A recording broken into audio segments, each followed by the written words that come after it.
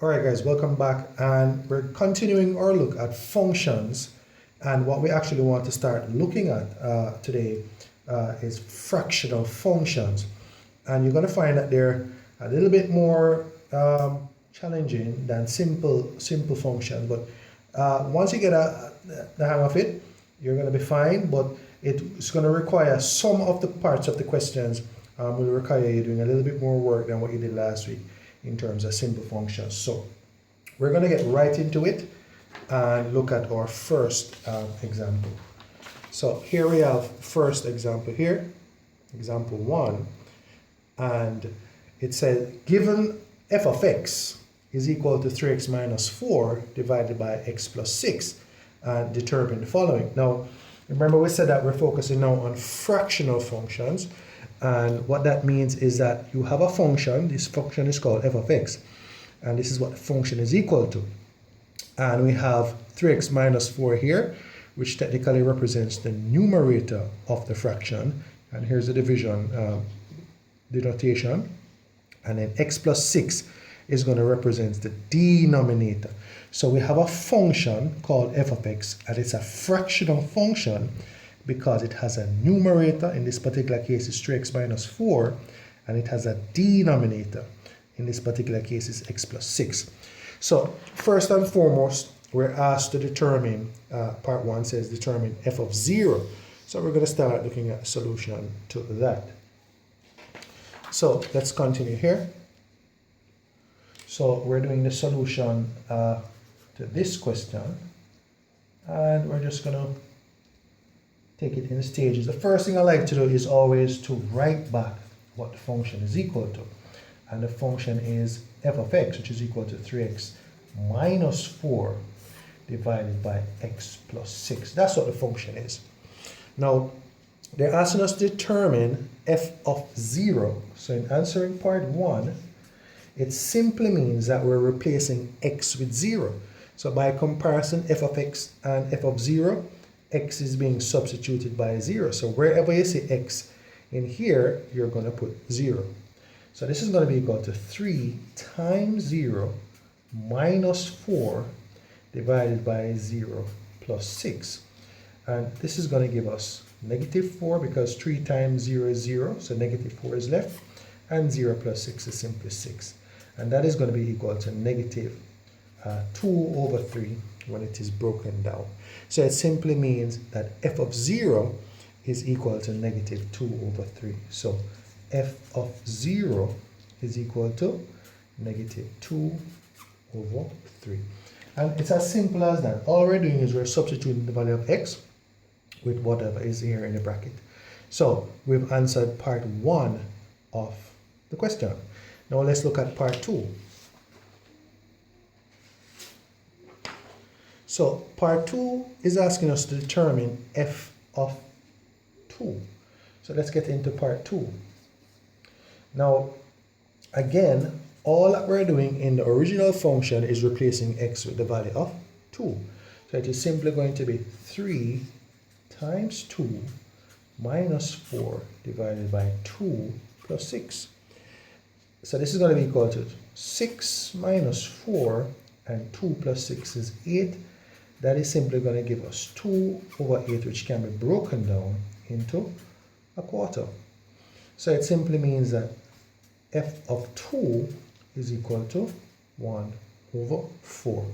So as simple as that. All right. So you'll find that whether it is simple functions or fractional functions, as in this case, when they're asking us to find f of 0, f of 2, whatever number is in the bracket, is just straightforward substitution of x. So x is being taken out, and 2 is being put in for x. So let's take a look at part 3 now. And this is where it gets very, very interesting. So part 3 here and part 4 are interesting questions when we're dealing with fractional functions. So part 3 now is asking to determine the value of x when the function is equal to 0. Now, in order to answer that question, we have to take a look at what a fraction is. So let's just draw this up here for a second. So we have to take a look at what a fraction is. And of course, a fraction is denoted using numerators. and denominator. So here's what we want to do now. And I'm gonna ask that you utilize your calculators to further understand what this is all about. So remember, when we're talking about a fraction, let's put into perspective what a fraction is. Now a fraction is written numerator over denominator. That's what essentially the fraction is. Okay? Now, in order for a fraction to be equal to 0, in order for the entire fraction to be equal to 0, the numerator must be equal to 0 and the denominator must be a non-zero value. So the focus is that the numerator must be equal to 0. So if I were to ask you to do these on a calculator, for example, work that out, and work this out on your calculator. Notice I'm making the numerators 0 in each case of the different fractions, but I'm ensuring that the denominator is a non-zero number. Now if you punch it on the calculator, 0 divided by 1, you're going to end up with 0. This on the calculator, you're going to end up with 0. And this on the calculator, you're going to end up with 0. So once you have a fraction and the numerator is 0 and the denominator is a non-zero number, you are going to understand that the value of the fraction is equal to 0. And that's what I want you guys to understand first and foremost, that for a fraction, for a fractional function to be equal to 0, the numerator must be equal to 0. So it says in part 3, determine the value of x when the function, in this particular case is a fractional function. Determine the value of x when the fractional function f of x is equal to 0. The numerator must be equal to 0. So based on that fact, for part 3, based on that fact, then in the fractional function, the numerator is clearly 3x minus 4. So all we're going to do is make 3x minus 4 equal to 0, and then solve for x. So 3x, you simply carry over the negative 4, it becomes positive, 0 is on the right hand side, so it's just 4. And of course, x is going to be equal to 4 over 3, which makes x equal to 1 and 1 over 3. So the value of x when the function, and in this particular case, the function is f of x and it is fractional, in order for the entire function to be equal to 0, the numerator must be equal to 0. And if you doubt what I'm saying, just punch in some fractions on a calculator, or just work out 0 divided by 1, see what you get, 0 divided by 7, see what you get, and 0 divided by 100, and see what you get. As long as the denominator is not a 0 value, you're good to go.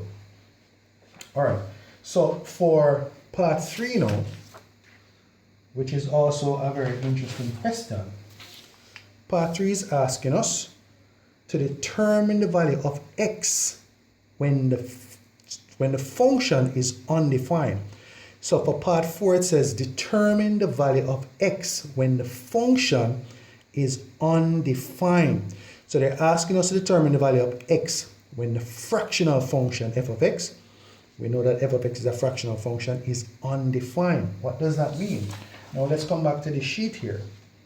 Now, very, very simple. Again, a numerator and denominator denotes a fraction. Now, if you do this on the calculator now, if you did this on a calculator, you would realize you're going to get something called math error for all of them. You're going to get math error for all of them. What does that mean? Another term for math error is undefined, which means you cannot divide by 0. You cannot divide by 0 because it's going to be a math error, which means it's undefined. So, for a fractional function to be undefined, the denominator must be equal to 0.